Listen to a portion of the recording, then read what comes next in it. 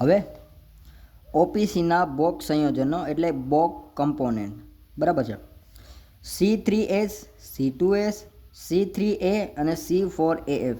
સૌ પ્રથમ તો આ C શું છે, S શું છે, A શું છે અને F શું છે એના વિશે આપણે લોકો સમજશું, બરાબર. આપણે બધા C એટલે કે કેલ્શિયમ, બરાબર.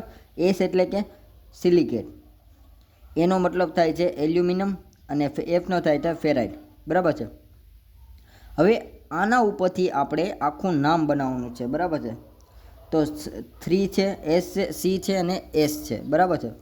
તો કે ટ્રાય 3 એટલે 3નો મતલબ થાય છે ટ્રાય, બરાબર. તો ટ્રાય કેલ્શિયમ સિલિકેટ, આને લખવું હોય તો આ રીતે પણ લખી શકાય, ટ્રાય કેલ્શિયમ સિલિકેટ, બરાબર. ડાય કેલ્શિયમ સિલિકેટ, બરાબર છે. પછી પાછું 3 આવે છે એટલે 3 પાછા આગળ વહી આવશે એટલે ટ્રાય કેલ્શિયમ એલ્યુમિનેટ, બરાબર. પછી પાછું 4 આવે, 4ને કહેવાય છે ટેટ્રા રોમ. આ બધા જે છે, બરાબર, એ કેમિસ્ટ્રીના શબ્દ છે. ટેટ્રા કેલ્શિયમ એલ્યુમિનિયમ ફેરાઇટ, બરાબર છે. હવે જો એના રાસાયણિક સંયોજન આપણે રાસાયણિક સૂત્ર પ્રમાણે જોઈએ તો મેં જે રીતે કીધું અહીંયા એ રીતે જ છે, બરાબર. એટલે કે ટ્રાય કેલ્શિયમ એલ્યુમિનિયમ, બરાબર છે. દેખો ટ્રાય કેલ્શિયમ સિલિકેટ, બરાબર. આ બધા એ પ્રમાણે જ નામ આપેલા છે, બરાબર છે. તો 3CaO પ્લસ ઇન્ટુ SiO2, બરાબર. 2Ca ઇન્ટુ SiO2 એટલે di calcium silicate. Tri calcium Al2O3 એટલે એલ્યુમિનેટ, બરાબર. Tri calcium aluminate. Tetra calcium aluminium ferrite, બરાબર છે. સૂત્ર આ પ્રમાણે છે. હવે એની ટકાવારી, તો ટકાવારી 25 થી 50, 20 થી 45, 8, 12, 6, 10, 25, 50, 20, 45, 8, 12, 6, 10. બોક સંયોજનો પ્રોપર્ટી ઓફ બોક કમ્પોનન્ટ. તમને પરીક્ષામાં પૂછે કે પ્રોપર્ટી બોક કમ્પોનન્ટની પ્રોપર્ટી તમને અમને સમજાવો. તો શરૂઆતની સ્ટ્રેન્થ માટે જવાબદાર છે. એટલે કે જ્યારે તમે સિમેન્ટ કામ કરતા હોય, જ્યારે તમે કોઈ પણ સ્ટ્રક્ચર બનાવો તો એની જે શરૂઆતની સ્ટ્રેન્થ માટે જે પણ કોઈ પણ મટીરિયલ એમાં જે તત્વો વાપરવામાં આવે છે એ C3S વાપરવામાં આવે છે, બરાબર. તો શરૂઆતની સ્ટ્રેન્થ માટે છે C3A ખૂબ જરૂરી હોય છે. હવે C3S જેમાં હોય, બરાબર, જે સિમેન્ટમાં C3S હોય પ્રમાણ હોય એમાં પ્રથમ 7 દિવસમાં ક્યોરિંગ સ્ટ્રેન્થ એ C3Sના લીધે મળે છે, બરાબર છે. વધારે હીટ ઓફ હાઇડ્રેશન ઉત્પન્ન કરે છે. હવે એક વસ્તુ યાદ રાખવાની, જેમાં વધારે હીટ ઓફ હાઇડ્રેશન ઉત્પન્ન કરે, બરાબર, એ ઠંડા પ્રદેશમાં પણ અનુકૂળ હોઈ શકે, બરાબર. અને હીટ ઓફ હાઇડ્રેશન જેમાં ઉત્પન્ન કરે, બરાબર, એ સ્ટ્રેન્થ માટે જવાબદાર હોય છે.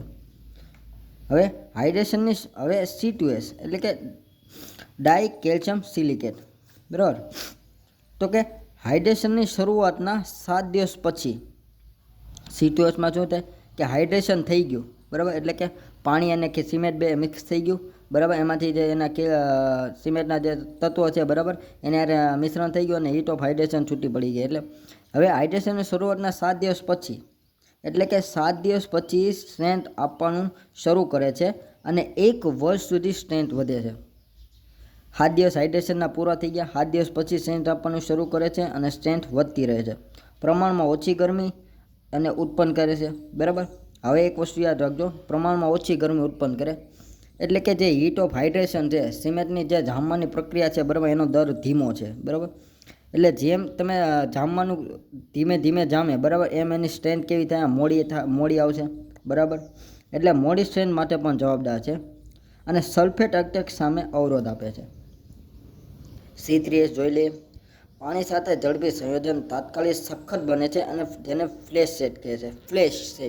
ફ્લેશ એટલે શું કહેવાય કે તમે કોઈ પણ સેલ્ફી લો, તમે લોકો સેલ્ફી લેતા હશો, આમાં ખબર ઓલી ફ્લેશ લાઈટ થઈ જાય, તરત આમ ઝબકારો લઈને બંધ થઈ જાય છે, બરાબર.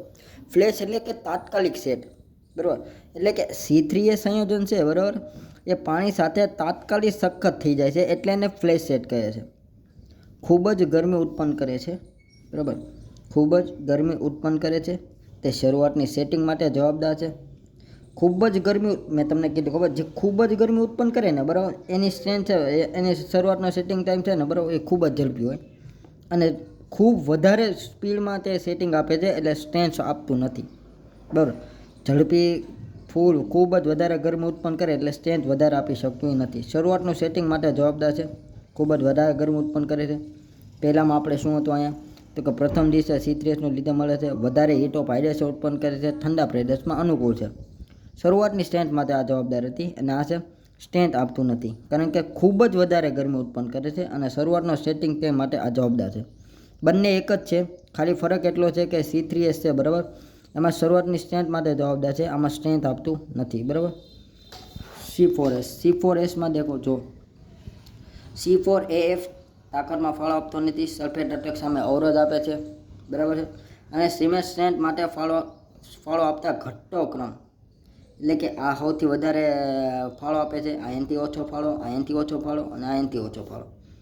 સલ્ફેટ રેઝિસ્ટન્સ સિમેન્ટમાં C3A અને CAF બરાબર નું પ્રમાણ ઓછું હોય છે. C3 એટલે કયું થયું આપણો try calcium aluminate. Try calcium aluminate છે બરાબર, એ સ્ટ્રેન્થ આપતો નથી બરાબર, ખૂબ વધારે ગરમી ઉત્પન્ન કરે છે બરાબર. પછી